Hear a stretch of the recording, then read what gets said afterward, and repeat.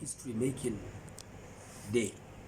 Today is an important milestone, not only in the history of the traditional institution of the Kano Emirate, but it is a milestone in the history and the political development of our state, Kano. What has happened today, in fact, the presentation of staff of office or the coronation of His Highness the Emir of Kano, the 15th Emir of Kano, 15th Fulani Emir of Kano. I want to reiterate this. The 15th Fulani Emir of Kano, Aminu Bayero, is a landmark for us. It is also a milestone for all of us, the people of Kano State. And I would like to use this opportunity to, on behalf of my people, especially the people that I represent in the House of Representatives, the good people of Tudunwada, Doguwa Federal Constituency, and perhaps by extension, our good people of the northwestern part of this country, where I operate or I serve as the only principal officer from the zone in the House of Representatives, to thank Allah subhanahu wa ta'ala for sparing our lives to witness this important occasion. I would also like to use the same opportunity to appreciate and also congratulate His Highness the Emir of Kano, Aminu Bayero, for actually taking over or taking the throne of his ancestors. I want to also believe that the choice of the selection of Aminu Bayero to be the Emir of Kano at the moment, I think is a wonderful selection. It's a wonderful decision. It is a welcome decision that was informed by the competent ability and also the competent discretion of our able governor, Dr. Abdullahi Umar Ganduje. Dr. Abdullahi Umar Ganduje has performed very creditably, not only in the area of the establishment of the 4 additional emirates, but he is one governor that we are all proud of for what he has been doing for the people of Kano State, especially in the area of security. What the Governor Abdullahi Umar Ganduje is also doing in the area of education, and also the area of creating opportunities for the youth to be self and gainfully employed, is one thing that has made Governor Abdullahi Umar Ganduje one and different governor compared to every other governor in the Federal Republic of Nigeria. Those of us who work with him will continue to be proud of our association with him as a governor or a leader that leads by example, as a governor or a leader that carries along his followers. We are all his lieutenants in our respective domains, and whatever he does as a governor, when it comes to your own domain, he delegates responsibility to you because he believes in your ability and believes in your representation of your own people in the governance process. It is for that reason that we have always said that when you have someone like Ganduje being the governor of your state, you do not have to agitate to be a governor, because you are already one small governor in your own domain. Whatever a governor will do in his own area, you will also do it in your own area. And when you have a program or a system like this, you now can understand that everybody is like the ambassador of the governor in his own immediate domain. We will continue to be proud of our governor. We will continue to be proud of our state, Kano State. And we will also continue to pray for our leaders, including the Emir who was given his staff of office today, his coronation, for Allah to continue to guide them, to protect them, to give them the wisdom to continue to do the best for our own people. One other important thing that I have to stress today is the volume or the number of dignitaries that have graced this occasion, right, starting from His Excellency, the Vice President of the Federal Republic of Nigeria, Pastor Osibanjo, the Sultan of Sokoto, of course, who is the chairman of the Nigerian Supreme Council of Islamic Affairs, several other governors that have come from different places. The Senate President was also in attendance. I also represented the Speaker of the House of Representatives. So if you look at the gallery and the array of the VIPs that have come to grace this occasion today, it will confirm to you that Kano has gotten a leader that you can call a leader of the moment, a leader who has already matched what you can call a model leader. He is a leader because he has all the virtues and the qualities of good leadership as far as traditional institution is concerned. And with people like Aminu Bayero, I want to say those of us in places of authority, especially those of us who have the capacity, who have the mandate to make laws for the federation, then we will have no contemplation whatsoever to review our laws, to review the constitution of the Federal Republic of Nigeria so as to provide an effective opportunity for the traditional institution to have constitutional responsibility to exercise in the governance process of our country, because we have people that we can rely on. The Sultan of Sokoto, who is the number one person in the traditional hierarchy, is also someone you can rely on, very competent, someone who is quite decent. Not only decent, he is competent and capable of addressing most of these problems that we are facing in the country.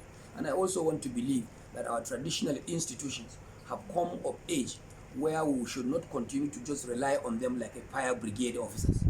We must have to entrench in the Constitution of the Federal Republic of Nigeria a process or a legislative framework that will spell out responsibilities, constitutional responsibilities for a traditional institution. Because at the moment, if you go around, virtually all the emirate councils we have, left, right, and center, those in the south and those in the north, you find we have competent people who are intellectually educated, who can also provide all that is expected of them in a modern way.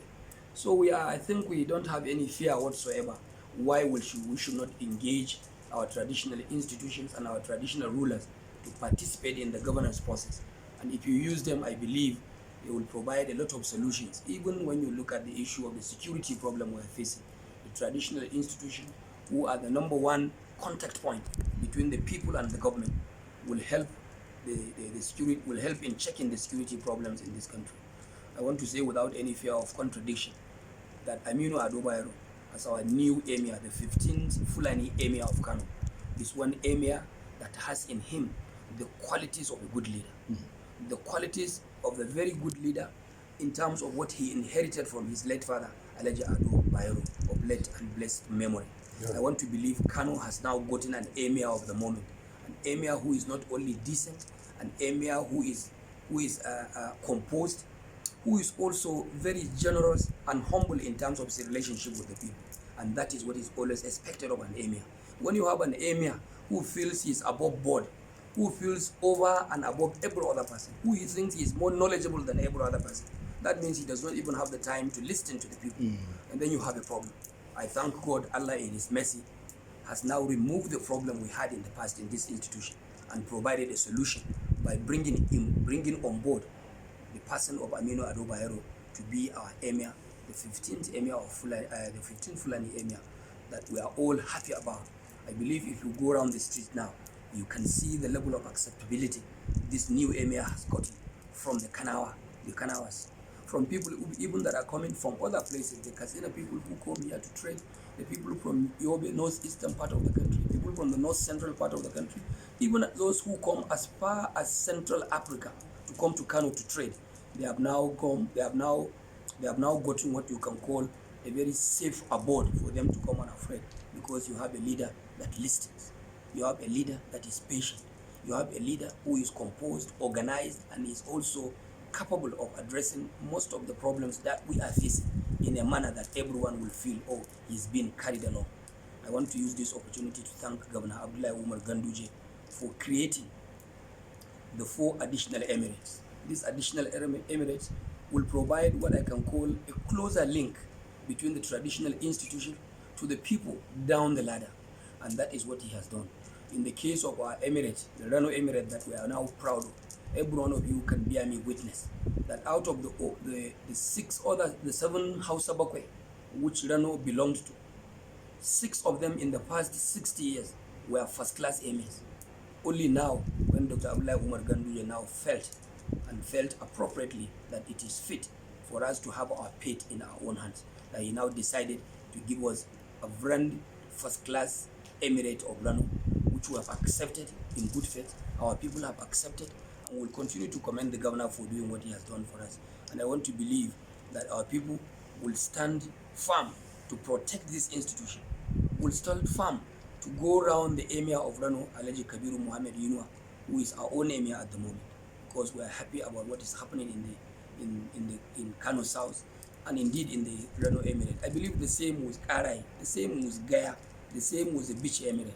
I think is one of the wonderful achievements of this government by coming to create additional emirates for our people. I believe there are so many other things. The kind of development we have in terms of infrastructure, the security problems that most of the states in the northern part of the country are facing, that is least being faced in Kano State.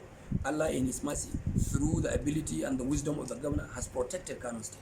We are now free of most of these issues that you come across. You come across issues to do with banditry, issues to do with kidnappings, and all other sort of insecurity. It's now becoming, it has become history in Kano State. Even in as far places like where I come from, Doguwa, which used to be a serious controversial area in terms of insecurity, it is now a different story. The so-called Folgore Game Reserve is now a safe abode. You can traverse, you can go in left, right, and center. You don't have any problem because of the multiple efforts of the governor, the security agencies of the state, especially the police, the civil defense, the Nigerian military. Because of the concerted effort they have put together, our people are now secured, and you don't hear of all this trouble in Kano State. I want to thank the governor for doing what he has done to keep Kano State safe. And it is our prayer, may Allah subhanahu wa ta'ala continue to bless our leaders, especially the President of the Federal Republic of Nigeria, President Muhammadu Buhari, to continue to give him the wisdom also. The governor of Kano State, I repeat once again, that may Allah also give him the wisdom, the guidance, and the protection to continue to do the best thing he could do to protect our people in Kano and beyond. Thank you, and God bless our people.